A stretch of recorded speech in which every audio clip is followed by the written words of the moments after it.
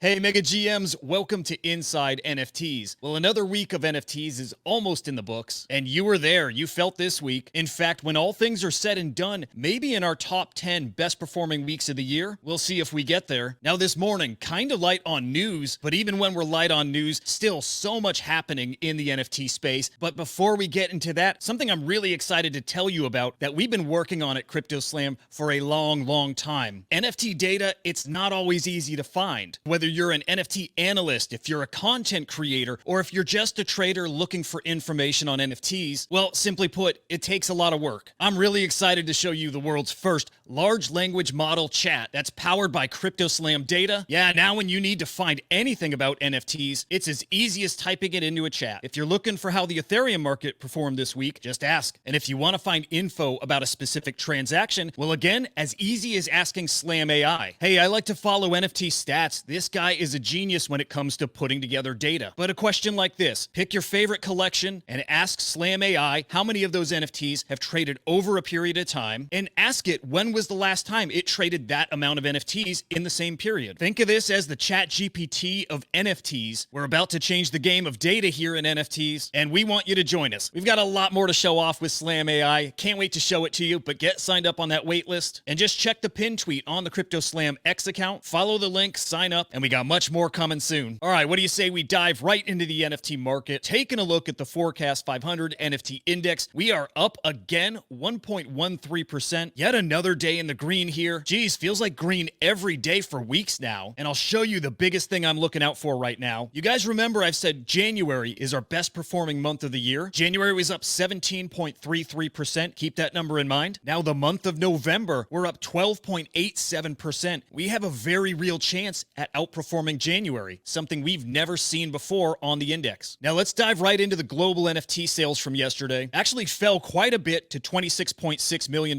Now guys, that's a really normal trend. Typically Friday, Saturday, Sunday, we see declining NFT sales, and I still have to urge caution here because our unique buyers, total transactions, basically stagnant, but it's really that average sales price that's driving that sales volume. Very expensive NFTs are being traded now by a very small group of traders. The weekly view here, probably most enlightening. On the week, we're over 200 million in sales, double what we saw last week, and that number makes this one of the 13 best performing weeks of the year. Real possibility we could crack into the top 10 here. Turning now to the top NFT collection rankings over on CryptoSlam.io. The Sats BRC20 collection is #1 again, followed by CryptoPunk's Bored Ape Yacht Club, Rats BRC20, BTCS, D-Market, Gods Unchained, Mutant Ape Yacht Club, Bear BRC20, and She BRC20. Running down a little further so we can see the PFP collections in art. Azuki at 11, followed by Meebits, Ordi, Art Blocks, D-Gods, and Mad Lads. And look fam, I have to point it out, Bitcoin really close to flipping Ethereum yet again. And yes, driven by those BRC20 sales. And just putting this out there, if you think BRC20s don't belong in the rankings, let's talk about it. I'm happy to come on your spaces or on your podcast to explain why BRC20s are being counted as NFT sales. Now at the very beginning I mentioned, it's not a lot of news today, but there is still so much to talk about here. And it's still big NFT sales that we have to talk about. Take a look here. CryptoPunk number 5905, currently sitting with a 1,500 ETH bid. That's $3.1 million, guys. The thing is, that NFT owner, not gonna sell it. They had an offer of $87 million,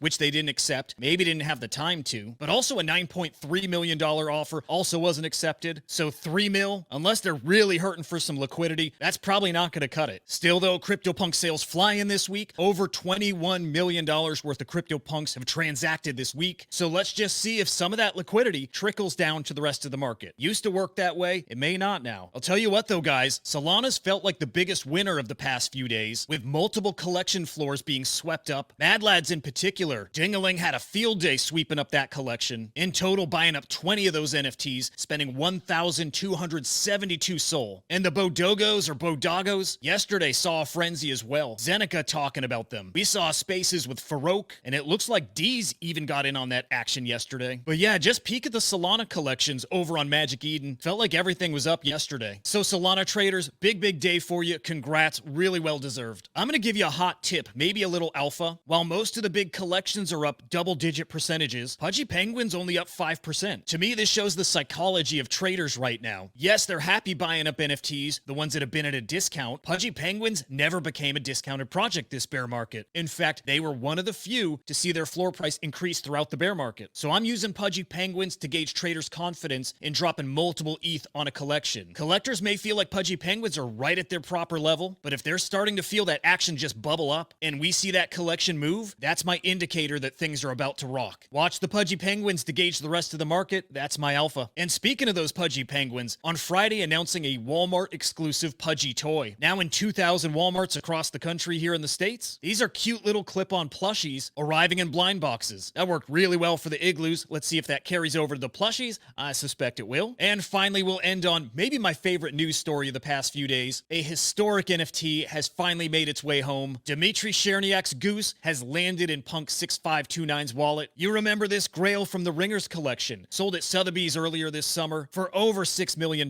There's maybe no other NFT that represents what's happening here in the NFT space quite like the Goose does. It's showing the art renaissance that's happening, and it's showing the growth of NFTs, the tech maturing right in front of us over the past few years. Sales like this legitimize NFTs in a big way, and the Goose firmly in the conversation with the Beeple's everyday piece that sold for $69 million. The iconic X-Copy sales and Sam Spratt's Monument game, well, you maybe have the Goose now leading that pack. So congrats to you, Dimitri and Punk6529. You're both inspiring artists all over the world here, and thanks for letting the broader NFT community be a part of the experience just by watching it. All right, fam, I hope you have a fantastic Sunday. Remember to sign up for SlamAI, and tomorrow I'll be back with another NFT market update with all the latest happenings. Remember, if it's happening in NFTs, I'm bringing you inside. Until the next time, I'll see ya.